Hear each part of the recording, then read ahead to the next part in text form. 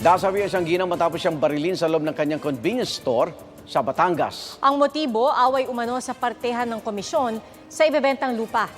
Saksi, si Andrew Bernardo ng GMA Regional TV, Balitang Southern Tagalog.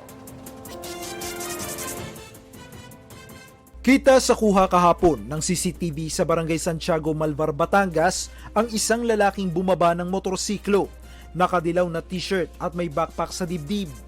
Pumasok siya sa convenience store at lumapit sa cashier. Saglit na lumayo at nagmasid. Maya-maya, may dinukot sa bag, baril pala, at agad pinaputukan ng babaeng nasa cashier saka tumakas. Dead on arrival sa ospital ang may-ari ng tindahan na si Eufemia Buno, 55 anyos. Mahigit 3 dekada ng negosyo ng pamilya yung pagtitinda. Hindi naman akalain ng anak ng biktima na yung negosyong itinuturing nilang nagbigay buhay sa kanila, doon mismo sa loob mawawala ng buhay yung kanilang ina. Hindi namin matanggap. Ayaw namin maniwala. Mamimiss namin yung kanyang kakulitan, yung kanyang kaingayan.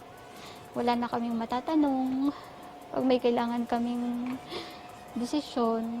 Sa manhunt operation, agad nahuli ang 43 anyos na sospek na si Herbert Adano. Ayon sa pulisya, positibo siyang kinilala ng isang saksi. Na-inquest na siya kaninang umaga para sa reklamong murder. Hindi ko nga ginawa yan. Ako'y napagbintangan lang. Tiniting ng motibo ang away sa partehan ng komisyon sa ibinebentang lupa, lalo't nag-aahente ang mga ito. Ibebenta na po yung lupa, magkakaroon sila ng parang komisyon ng 7 million each. Apat po silang magpaparte-parte. Doon po sa mabebenta nilang lupa.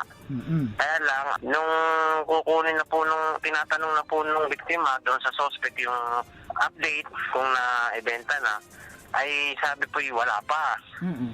At naisipan po naman nung kunin po uli yung papel, ay ayaw na pong ibigay ng suspect. Parang nag-doubt na po yung biktima.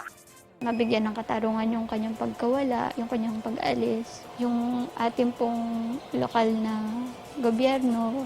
Nagpapasalamat po kami kasi napakarami pong tumutulong sa amin. Tingin ng pulisya, may mga kasabwat pa ang suspect.